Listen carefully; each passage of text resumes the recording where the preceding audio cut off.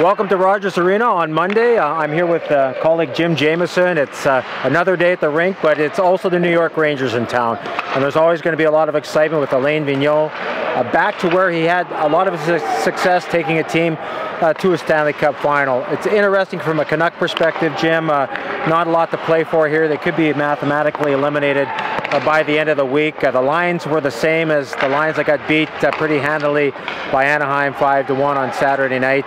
We're hearing a lot of the same talk out of the Canuck room, but Jim, I know you're here to take a closer look at what the Rangers are doing. You've had a chance to talk to some of the New York media about Alain Vigneault. What are you hearing? Well, it's been a fascinating conversation this morning, really, with the Rangers. It's almost, you talked about, Torts and Vigneault being swapped as coaches from the two teams that are playing tomorrow night, and really the big difference for the Rangers, who are playing significantly better this season, has been that the players have really appreciated the fact that Vigneault is a delegator, whereas Torts was more of a one-man band, and he likes to do everything himself. He does delegate to a certain degree, but Vigneault delegates, as we've seen when he was here, a great deal. And they appreciate that. They appreciate the fact that Vigneault brings a much more low-key approach. There's not sort of the tension in the dressing room that there had been under Tortorella. And the other thing is they really like the system he's brought in. It's not the sort of really buttoned-down defensive system that we've seen here this year in Vancouver. It's more of a sort of a flow system. Get the puck out of your end in a hurry, get on offense in a hurry, and get in the offensive zone. And the players are a young, fast team now in New York, and they really enjoy it. I think the interesting thing, Jim, from a Canuck perspective, it's not so much what they're going to do here tomorrow night against the Rangers, it's what can you do for me next year? David Booth was very outspoken in the room today, talking about his days in Florida when he would score 20 to 30 goals. He was playing on the first line. He was playing on the first power play unit.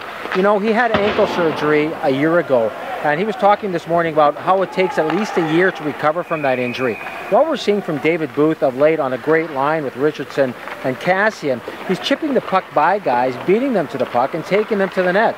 A real interesting subtext here going forward as the Canucks finish out this regular season. Do they bring David Booth back? We've all written to death about David Booth as a compliance buyout. He might figure into this mix next year, Jim. Absolutely. You know, I think everybody's been writing him off all year. And the way he's played the last few weeks, just like you say, Ben, you start to wonder. I mean, with the way inflation has gone with salaries, the way the cap's going to go up, he makes $4.25 million. He's got a year left. Maybe he's a guy that you look at as a player who could be a really solid third-line player, and if you get injuries, maybe he could move up into the top six if his health continues to improve, his game continues to come back. That'll be a fascinating one to watch. It will, and I think we've all seen the evolution of Zach Cassian. Eventually, he has to play in your top six. I mean, are you going to bring David Booth back as a $4 million player in the third line? Maybe not. And, a lot of talk around the rink today, a lot of buzz about, well, Mike Santorelli, who's out for the year with a shoulder injury, is going to be re-signed. Well, not automatically. I mean, I think the team really wanted to get a look at a player who in February, March, April, maybe doesn't have his best months. And now Santorelli's in a place where he's looking for a contract extension. Obviously wants to stay. There's nice versatility there. But, Bo Horvat, Brendan Gaunce, David Booth, it's going to be a really interesting offseason, Joe. Yeah, I don't think there's any necessarily dead cinch there that they're going to re-sign Santorelli. I'm sure they'll talk to him. It depends what he's looking for. I mean, he had a great first half. He played close to the league minimum on a two-way contract. He's obviously going to want more than that.